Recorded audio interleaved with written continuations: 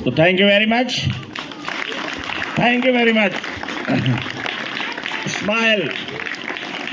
Smile. Be happy. Be happy. खूब हंसो, खूब खुश रहो, एंड गॉड ब्लेस। जितना खुश रहेंगे उतना ही ज़्यादा परमात्मा खुश होगा और आपकी खुशी देख करके और आपको ब्लेसिंग देगा। इसलिए be happy and be smiling. आज का आपका टॉपिक है turn a deaf ear to the naysayers. लड़के, बहुत महत्वपूर्ण टॉपिक है। Turn deaf ear to the naysayers. Deaf ear माने बहरा कान। डेफ मीन्स बहरा। नेसेयर्स माने जो निगेटिव बोलते हैं, जो नकारात्मक बोलते हैं, जो जहर आपके दिमाग में डालते हैं, हमारे दिमाग में डालते हैं, सोसाइटी के दिमाग में डालते हैं, उनकी तरफ बहरा कान कर लो। माने क्या हुआ कि उनकी बात को आप न सुनो, उनकी बात को आप न सुने जो नकारात्मक बोलने वाले हैं। अब आपको ये दिमाग में आया कहाँ से? शिफा के जो फादर हैं वो मुझसे बता रहे थे कि यहाँ आंवले के पास इन लोगों का जाने का इंतज़ार कर रहे थे। तब तक हमारे गांव का ही कोई व्यक्ति इधर से आता हुआ मिल गया इनसे। कहा डॉक्टर साहब यहाँ कहाँ? तो उन्होंने कहा कि यही बच्ची मेरी है, इनको ले जाने के लिए। तो उन्होंने कहा कि यहाँ पढ़ाते हैं? तो उन्होंने कहा क्या डीएम बनाना है, या शायद उन्होंने कहा एसडीएम बनाना है, यहाँ एसडीएम बन जाएंगे। तो उन्होंने कहा ऐसा करिए कि आप ही बता दीजिए कोई स्कूल जहाँ मैं भेज दूँ और वहीं वो एसडीएम या डीएम बन जाए। तो मुझसे कह रहे थे, उन्होंने जवाब अच्छा दिया कि कोई ऐसा स्कूल बता दीजिए जहाँ हम भेज दें तो वहाँ एसडीएम और डीएम बन ही जाए। तो चुप हो गए। होलिया उन्होंने बताया, नाम नहीं याद था।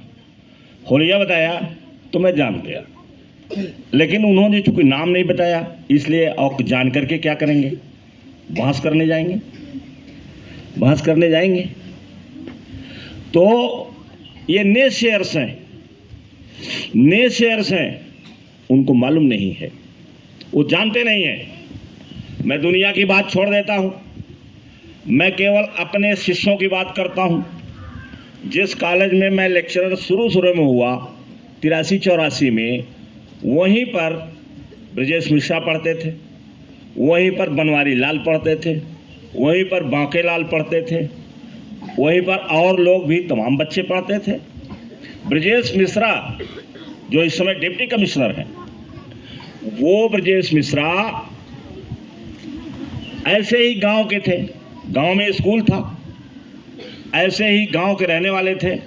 मुझे लगता जैसे हम लोगों का मकान कपड़े वाला था, टाइल्स वाला था, वैसे उनका रहा होगा। और उनसे केवल मैंने एक बात कहा था कि यदि अधिकारी बनना है तो आप जौनपुर में मत रहिए, आप इलाहाबाद जाइए। उन्होंने किसी तरीके से अपने पिताजी को कन्विंस किया कि मैं इलाहाबाद जाऊंगा। उनके पिताजी ने कहा कि हमारे पास इतनी व्यवस्था नहीं है कि मैं आपको इलाहाबाद भेज दूं। उन्होंने कहा मैं जाऊंगा, और इलाहाबाद चले गए। जैसा उन्होंने बताया मुझे, अब उनके अंदर की बात वो जाने, लेकिन उन्होंने कहा कि आपके कहने की वजह से मैं इलाहाबाद जिद करके आया और मैंने ठान लिया था कि मुझे अधिकारी बनना है।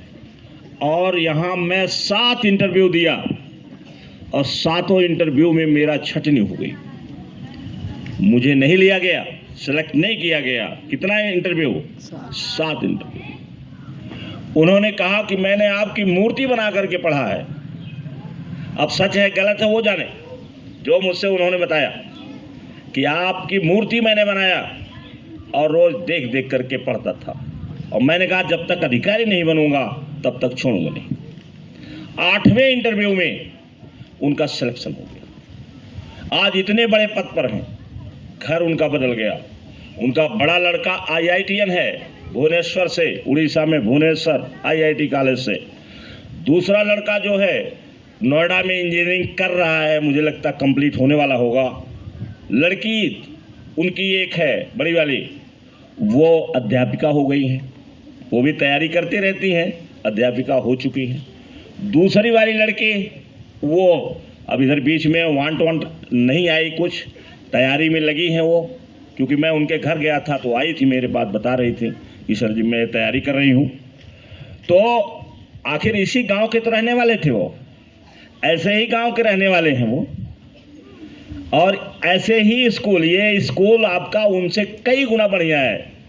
जिसमें मैं पढ़ा रहा था लेक्चरर के रूप में, वो उस स्कूल से ये कई गुना बढ़िया मैंने स्कूल बनाया है। जिस तरीके से डिसिप्लिन वहाँ थी, जिस तरीके से वो मुझे रोना आता था, क्योंकि हम इंदईपुर के छात्र थे जहाँ वेल डिसिप्लिन रहती थी, जहाँ का प्रिंसिपल निकलता था एक बार तो सारे टीचर से लेकर के और बच्चे तक सब बस में लोग खड़े हो जाते थे। ख्वाजा साहब जब निकलते थे बाहर जाते थे तो बस में जब पहुँचते थे तो वहाँ बस में लोग खड़े हो जाते थे और ख्वाजा साहब के लिए जगह देते थे। वो प्रिंसिपल थे, उनके अंडर में हम लोग पढ़ा था। तो मैंने देखा वहाँ कि बेकार है, लेकिन मैं क्या कर सकता था, मैं तो एक टीचर था और नया नया बिल्कुल गया था। बाद में वहाँ के प्रिंसिपल साहब ने मैंने नोटिस दिया, मुझे निकलवा दिया, पैसे के लिए निकलवा दिया। कुछ और बात थी, भारतवर्ष तमाम नकारात्मक चीज़ों से भरा हुआ है, तो अच्छा हुआ कि मैं गवर्नमेंट कॉलेज में चला गया।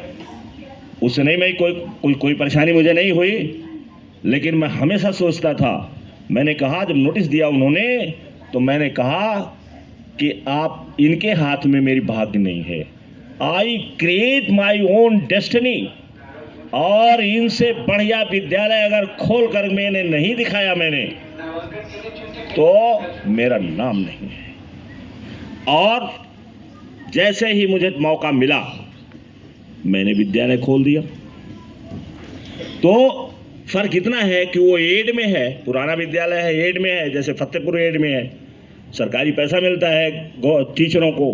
और यहाँ जो है तब से शासन बदल गया, तमाम सारी चीज़ें बदल गई और सरकार इसमें मदद देना बंद कर दिया। बस दोनों का फर्क इतना है। तो कहने का अर्थ क्या हुआ कि अगर आप निगेटिव लोगों की बात सुनेंगे तो आपको मैंने सिखा रखा है, बता रखा है कि वर्ड में पावर होती है, सेंटेंस में पावर होती है, और ठीक वैसे ही पावर होती है जैसे बिजली में पावर होती है। वर्ड ही हमारे डेस्टिनी को निर्माण करता है, सेंटेंस ही हमारे डेस्टिनी को निर्माण करते हैं। हमारे भाग्य को बनाने वाले वाक्य होते हैं जो हम अपने अंदर चलते हैं। तो कभी भी नेसेयर से आप कान को इधर कर लीजिए। घर में हो सकता है आपकी माँ हो सकती है, आपका फादर हो सकता है, आपका ब्रदर हो सकता है, आपका कोई और हो सकता है, आपके गांव का कोई हो सकता है, कोई अजनबी भी हो सकता है। अगर वो निगेटिव बोल देता है तो तुरंत उसके पास से हट जाइए, और अगर आप हट नहीं सकते, मजबूरी है, तो कान में आप रुई डाल लीजिए, अर्थात उनकी बात को अनसुनी कर दीजिए और केवल आप सुनिए वो बात जो आपके अंदर से आती है, जो आपके अंदर से आती है, उस बात को सुनो, उसको सुनो। और इसके लिए आप स्टीव जॉब्स जिन्होंने आईपॉड बनाया, एप्पल के फाउंडर, दुनिया बदल दिया उन्होंने। लास्ट उनका जो लेक्चर है सबसे प्रभावशाली लेक्चर उनका है, और उनका वाक्य है, वो कहते हैं कि have courage, just listen to your inner voice. अपने अंदर की आवाज़ सुनो, अंदर की आवाज़ सुनो, और have courage to follow it. Listen to your instinct, listen to your inner voice and have courage to follow. यहाँ आदमी फेल होता है। आवाज़ तो हमेशा आती है, सामान्य आदमी सुनता ही नहीं है, ध्यान नहीं देता है, कभी एकांत में नहीं बैठता है, कभी मेडिटेशन नहीं करता है। हमेशा वो शोरगुल में सुबह से जैसे जागेगा तैसे इधर उधर की बातें आ जाएंगी उसके दिमाग में, और उसी में वो लग जाता है दिन भर। वो सुनता नहीं है। सामान्य आदमी सुनता ही नहीं है, अपने अंदर की आवाज़ नहीं सुनता है, और अगर सुन भी लिया तो उसके पास साहस नहीं होता है कि उसको फॉलो करे। जैसे आप किसी गलत आदत के कारण सिगरेट पीने लगे, दारू पीने लगे, आपके अंदर से आवाज़ आती है कि ये ठीक नहीं है, ये ठीक नहीं है, हमारे बच्चों का भला नहीं इसमें है, दारू में पैसा बर्बाद हो जाता है। लेकिन ये कहाँ से आवाज़ आती है?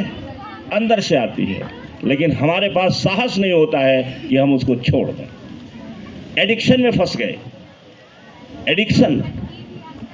एडिक्शन में हम फंस गए, बुरी आदत में फंस गए, और बुरी आदत को छोड़ने के लिए हमारे पास साहस नहीं है। अंदर से आवाज़ आती है, सबके अंदर से आती है, क्योंकि जैसे कल्पना हमारे अंदर है, इमेजिनेशन है। इमेजिनेशन जो कुछ नहीं पढ़ा है वो भी कल्पना करता है, इमेजिनेशन है। उसी तरीके से हमारे अंदर इंट्यूशन है, इमेजिनेशन भी है, इंट्यूशन है। इंट्यूशन उसे कहते हैं। इंट्यूशन जो है वो यूनिवर्स की आवाज़ उसी के माध्यम से आती है, यूनिवर्स की आवाज़ वहीं से आती है। और चूँकि हमने बताया आपको है कि जो यूनिवर्स है इसकी कोई एक भाषा नहीं है, वो हिंदी नहीं बोलती है, यूनिवर्स बोलता नहीं हिंदी, वो अंग्रेजी में नहीं बोलता है, ये भाषा वाइब्रेशन में रहती है। यूनिवर्स की भाषा क्या है? वाइब्रेशन है। वाइब्रेशन होता रहता है, और वाइब्रेशन की कोई भाषा नहीं होती है, ये तो वेव है जो हमेशा वाइब्रेट करती रहती है। तो पूरा यूनिवर्स की जो भाषा है वाइब्रेशन में है, और वाइब्रेशन हमारे अंदर भी होता है। तो जब वाइब्रेशन उसका मिलता है, यूनिवर्स का वाइब्रेशन मिलता है, तो वहाँ से हमारे पास सूचना आती है। बहुत बार होता है। एक बार और बता दें, एक उदाहरण बताया था कभी मैंने, ये 92 की घटना है। एक विद्वान आदमी हैं, वो जाते हैं, उन्हें कहीं जाना है, जहाज का टिकट बुक है, और उनके दिमाग में इंट्यूशन आता है कि इस प्लेन पर नहीं चलेंगे, और कम से कम 14 बार उन्हें संकेत आया। कितना? 14 बार संकेत आया कि जहाज पर जाना नहीं मुझे। लेकिन चूंकि काम जरूरी था, इसलिए उसको नज़रअंदाज करते हुए जहाज पर बैठे, और जैसे जहाज ने टेक ऑफ माने उड़ना शुरू किया, तो तूफान आ रहा था और जहाज में आग लग गई। जैसे ही जहाज ऊपर उठी, तब तक जहाज में आग लगती है, और जहाज में आग लगती है, और 92 पैसेंजर उसमें जल गए ऐसे। और वो चूंकि किनारे थे, और इसके बाद वो जंप मार करके उतर गए, और 92 में से केवल एक आदमी वही बचे थे।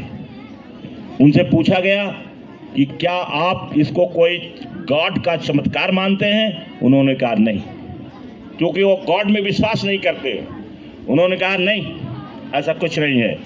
तो पूछने वाले ने, इंटरव्यू लेने वाले ने पूछा, तो फिर आप बचे कैसे? उन्होंने कहा कि मैं पहले से सतर्क था, क्योंकि मेरा मन नहीं कर रहा था उसमें बैठने के लिए, तो मैं सतर्क था, मैं किनारे बैठा था, और जैसे आग लगी, देखा मैंने लोगों को जलते हुए, एकदम पूरा शरीर जल रहा है धू करके, और तब तक मैं जम करके बाहर आ गया। तो इस तरह से मैं बच गया। तो कहने का अर्थ क्या हुआ कि हमारे अंदर आवाज़ आती है, आवाज़ को हमें सुनना चाहिए।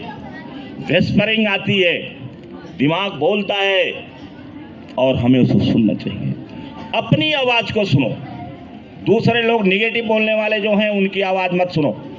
नकारात्मक बोलने वाले की आवाज़ मत सुनो, और जितना तुम्हें विश्वास होगा उतना ही फल मिलेगा। आपको 2-3 वाक्य मैंने बताया है।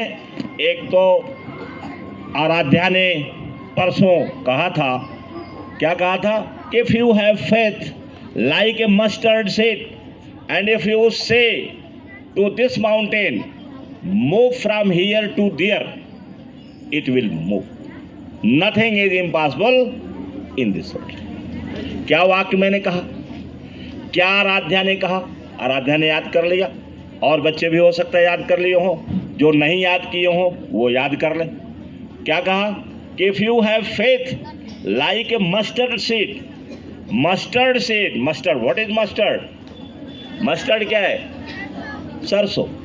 सरसों के बीज के बराबर अगर आपको विश्वास है। क्यों सरसों के बीज कहा गया है? क्योंकि हम विश्वास करते ही नहीं हैं। हमारे दिमाग में बात आती है और वहीं से हम डाउट में हो जाते हैं कि पता नहीं होगा कि नहीं होगा, होगा कि नहीं होगा, मैं बन पाऊंगा कि नहीं बन पाऊंगा, मैं बन पाऊंगी कि नहीं बन पाऊंगी। विश्वास डगमगाता रहता है। इसलिए उन्होंने कहा क्या कि if you have faith like a mustard seed, यदि आप मस्टर्ड सीड की तरह से फेथ रखते हैं और आप कहते हैं इस पर्वत से कि यहां से वहां चले जाओ, ये चला जाएगा।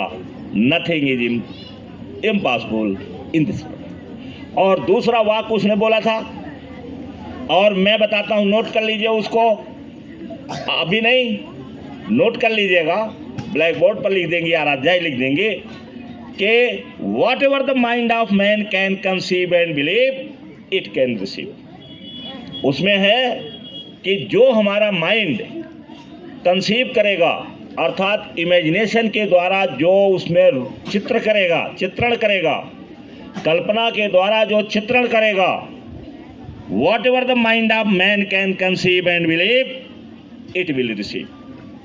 जो यहाँ चित्रण करोगे, विश्वास करोगे, वही तुम्हारे लिए रिजल्ट लेके आएगा, वही आपके सामने उतरेगा। तो हमेशा जो नकारात्मक बातें हैं उनको दिमाग में मत रखिए, विश्वास रखिए। सरसों के बीज के बराबर विश्वास रखो, और बड़ा विश्वास रखो, और बड़ा विश्वास रखो, और जितना बड़ा आपका विश्वास होगा उतना ही ज़्यादा आपको प्राप्त होगा। जितना बड़ा आपका विश्वास होगा उतना ही ज़्यादा ये प्राप्त होगा। तो इस तरीके से हम जब विश्वास करेंगे तब होगा ये, तब प्राप्त होगा। और तीसरा वाक्य है, man is born to toil. मनुष्य पैदा ही हुआ है परिश्रम करने के लिए। तो परिश्रम खूब करिए, खूब पढ़िए, खूब सीखिए और खूब प्रैक्टिस करिए। Thank you very much.